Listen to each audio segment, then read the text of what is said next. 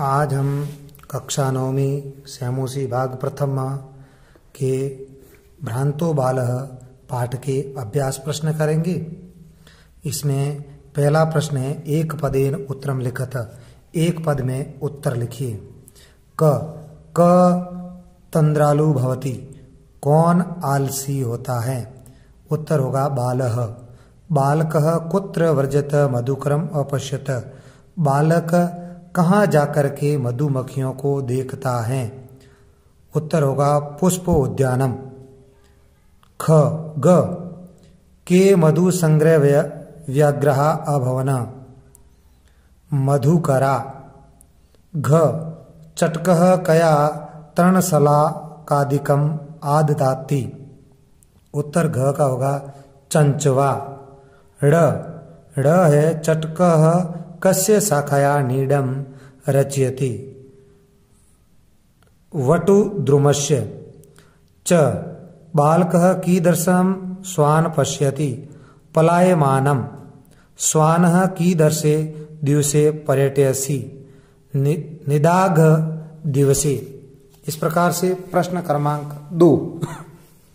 अधोलिखितानां प्रश्नानां उत्तराणि संस्कृत भाषाया लिखत।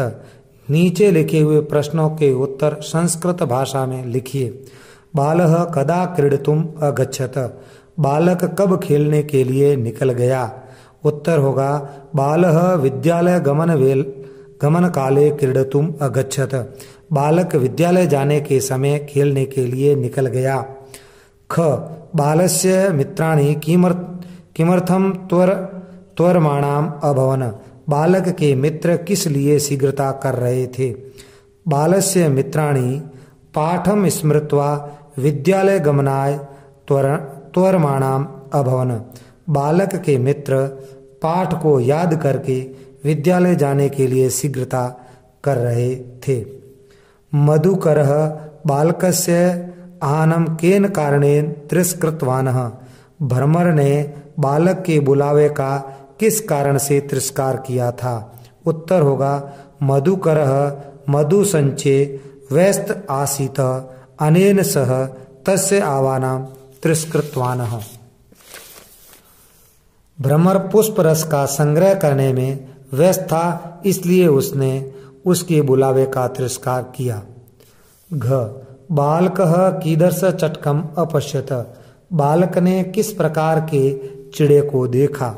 बालकः तृणानाद दानम चटकम अपश्यत, बालक ने घास के तिनकों को ग्रहण किए हुए घड़े चिड़े को देखा।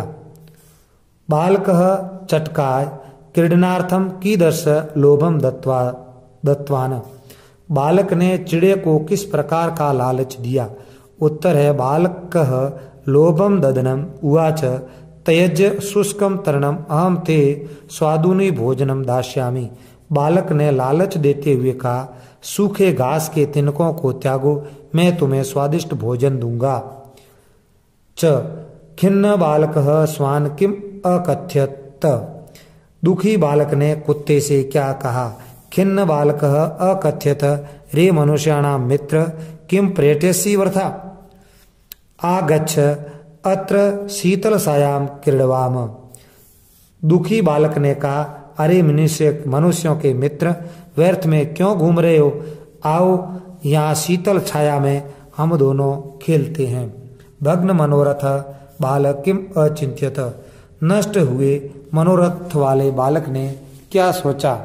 भग्न मनोरथ बालः अचिंत्यत जगति सर्वे निज निज कार्य व्यस्ता, अहममेव न कोऽपि व्यर्था कालक्षेपम नयति अहमपि सोचितम करोमि। नष्ट हुए मनोरथ वाले बालक ने सोचा संसार में सभी लोग अपने अपने कार्य में व्यस्त है, मेरी तरह कोई भी व्यर्थ में समय नहीं बिता रहा है, मैं भी अपने लिए उचित कार्य को करता हूँ। प्रश्न क्रमांक 3। निम्नलिखित श्लोकस्य भावार्थ हिंदी भाषा या आंग्ल भाषाया वा लिखत। नीचे लिखे हुए श्लोकों का अर्थ हिंदी भाषा या अंग्रेजी भाषा में लिखो, जिसमें हम हिंदी भाषा में इसका सरलार्थ करेंगे। यो मां पुत्र प्रीत्या पोषयति स्वामिनो गृहे तस्य रक्षा नियोग करणान्न मया भ्रष्ट वयमी सदपि। भावार्थ होगा, इस संसार में सफल जीवन हेतु प्रत्येक प्राणी को स्वोचित कर्म को नियमित रूप से करना होता है। संपूर्ण प्रकृति जैसे सूर्य का प्रतिदिन समय पर उदित होना, वृक्षों का समय पर फलना फूलना, बादलों का समय पर बरसना, यही संकेत करता है कि इसी प्रकार मनुष्य को भी अपना अपना कर्म समय पर नियमित रूप से करना चाहिए, क्योंकि जीव जंतु भी ऐसा ही करते हैं। जैसे प्रस्तुत श्लोक में कुत्ते का अपने कर्म को बड़ी तत्परता से करते हुए दिखाया गया है। वह रक्षा कर्म में थोड़ी भी असावधानी नहीं करता है। प्रश्न क्रमांक 4, भ्रांतो बालः इति कथया सारांश हिंदी भाषाया आंग्ल भाषाया व लिखित। भ्रांतो बालक इस कथा का सारांश हिंदी भाषा या अंग्रेजी भाषा में लिखिए। इसके पूरे सरलार्थ है वो पहले के PDF में भेजे जा चुके हैं, इसलिए वहां से लिखना है। प्रश्न क्रमांक 5, स्थूल आदिकृत्य प्रश्न निर्माण कुरुत। जो गहरे अक्षर दिए हुए हैं इनका प्रश्न निर्माण करना है। स्वादूनी भक्ष कोलानी ते दास्यामी। उत्तर होगा कीदर्शानि भक्ष कोलानी ते दास्यामी। ख चटकः स्वकर्मणि व्यग्र आसीत। उत्तर होगा चटकः कस्मिन् व्यग्र आसीत। ग कुकरः मनुष्याणां मित्र अस्ति। उत्तर होगा कुकरः केषां मित्र अस्ति। घ सः महति वेदुषी लब्धवान। उत्तर होगा सः काम लब्धवान। ड़ रक्षा नियोग कारणात् मया न भ्रष्टवयम् इति। उत्तर होगा कस्मात् मया न भ्रष्टवयम् इति।